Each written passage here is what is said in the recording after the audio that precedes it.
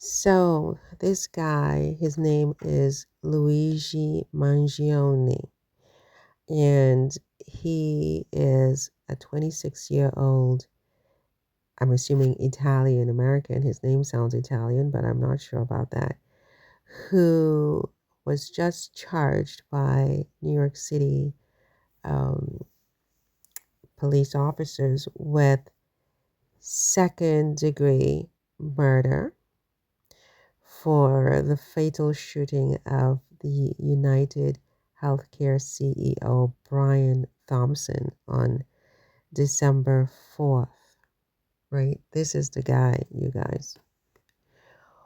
What are your thoughts about this? I mean, certainly so far, the case has drawn significant public attention, especially on social media. So the murder charge here stems from the victim, Thompson, being shot in the back by this young man while he was walking from his hotel to another hotel to attend a conference, a work-related conference. Now, it's very interesting to me that this guy was charged with second degree murder and not first degree murder, which is very interesting. Now, I believe under New York law, second degree murder involves intentional killing of someone without premeditation. So you didn't think about it before. It was you intended to kill them, but you didn't premeditate killing them. I believe that's second degree murder under New York law, which is interesting because it seems like there was a lot of planning that went into this murder. I mean, this young man who supposedly is a complete stranger to the victim knew exactly when the victim would leave his hotel and walk to the other hotel. That's intimate information. That's an inside job. Somebody helped him with the planning of this so that he knew exactly when to lay in wait for the victim. He knew not only when this man was going to come out of his hotel and walk to the other hotel, but he knew which door this man was going to come out and walk to his hotel at a specific given moment. And he was laying in wait. Somebody on the inside of this man, the victim's life, knows this young man.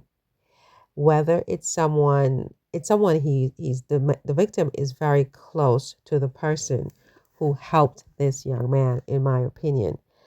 It would have to be someone work related or family related, but someone who knew the intimate intricacies of this man's day-to-day planning, his was his agenda, his, you know, I mean, it's like, honey, I'm leaving for the hotel at 7:15 or something like that.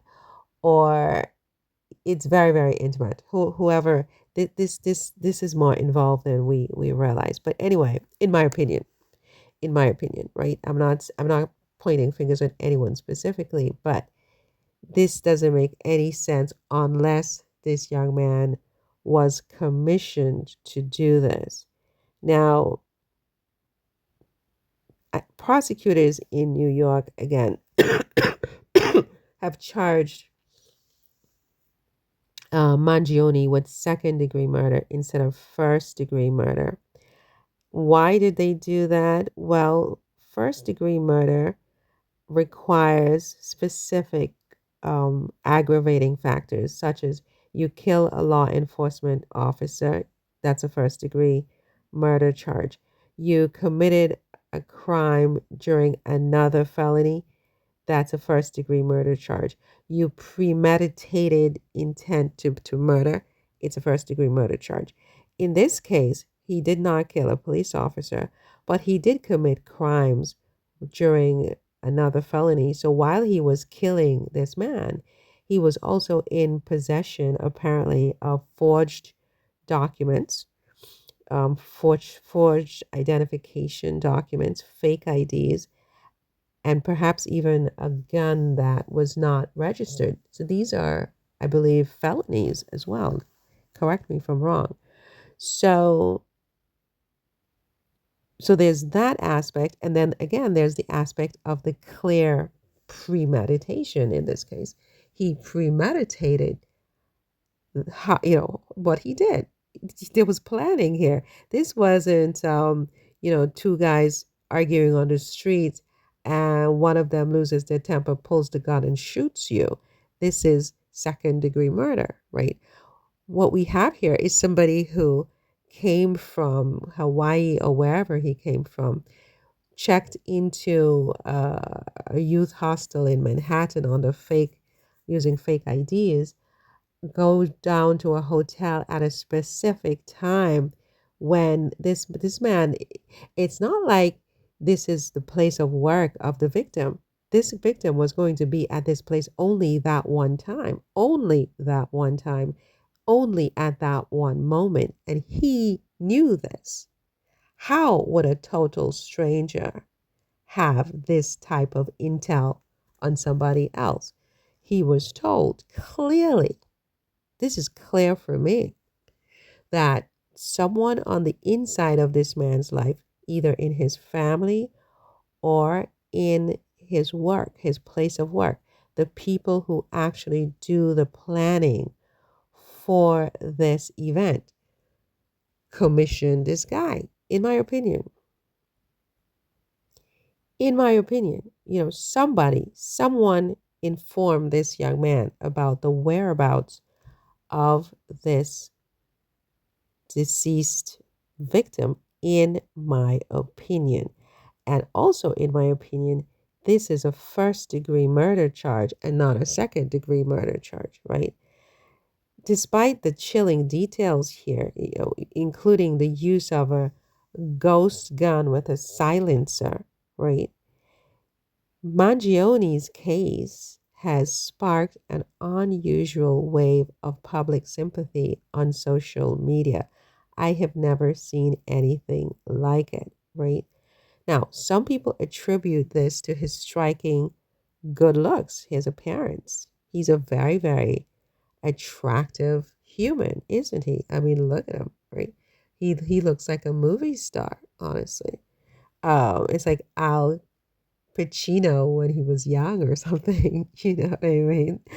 Um, you know, the comments online likening this guy to a folk hero, right?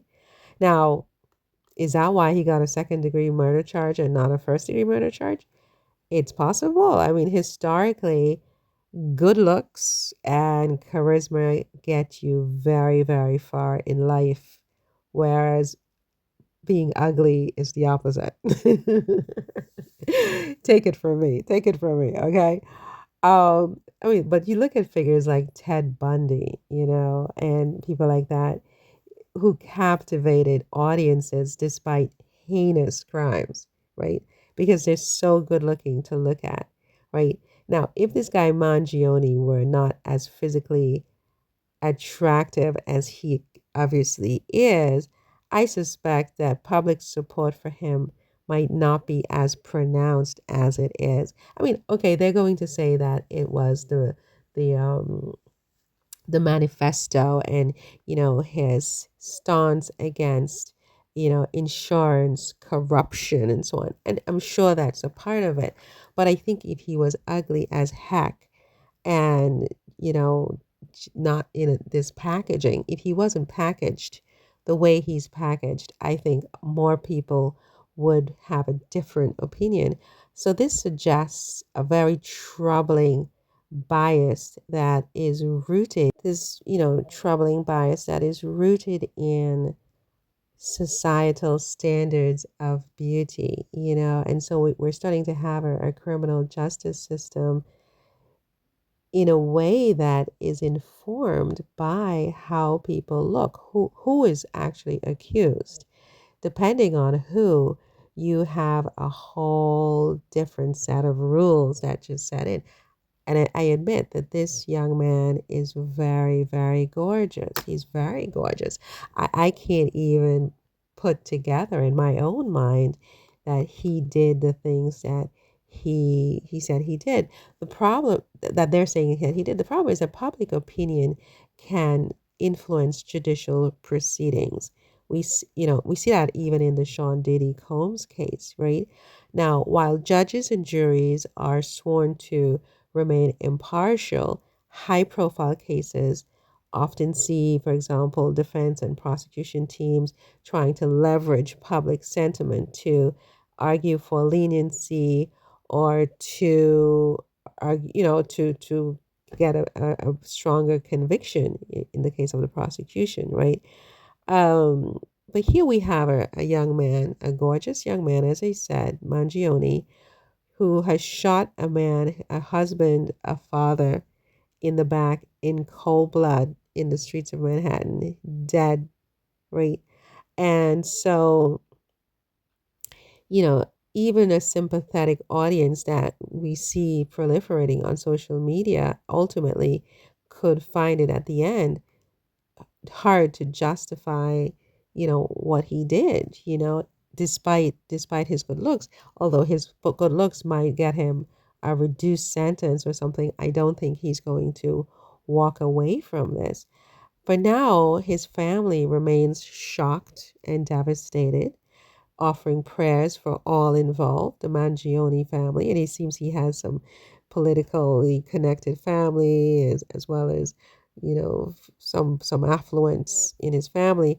So they're offering prayers for all concerned. Meanwhile, the police have commended the public for their role in Mangione's arrest, and the police have also acknowledged the paradox of gratitude and the unusual admiration for an accused killer, right? This is an accused killer.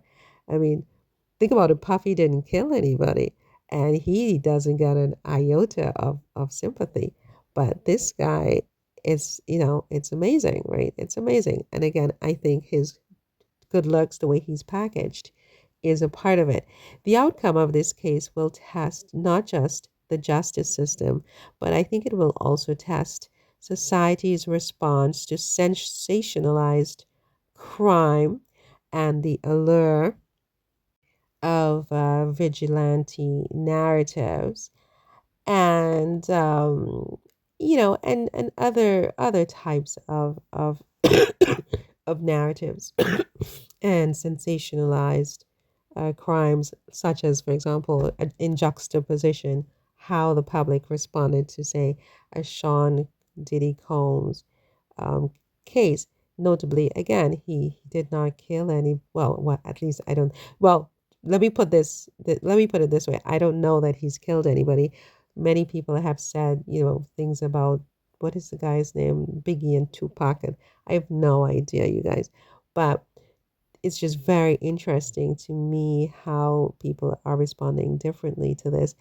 And it's very interesting that this guy was charged with second degree murder. But I think the prosecution could come back and do a superseding whatever and charge him with premeditated murder as they continue to do their investigation. So this could probably change because to me it's clear that it's first degree murder. But I mean, what a gorgeous man. I mean, just look at this man. You can see so many women falling in love with him, and men too, I imagine, falling in love with this man. And, just because he's so darn good looking, forgetting what he did. I mean, it's really very interesting. Anyway, you guys, that's all for this one. If you're not yet following the channel, please do subscribe to the channel. It helps out with the algorithms when people subscribe and hit the notification bell and keep up with the channel. It really, really helps us a lot, and it's just one click. It's free to subscribe and hit the thumbs up, leave a comment, a comment that I can actually publish would be appreciated. and so on and so forth. And so, yeah, that's all for this one. See you in the next one. Take care. Bye.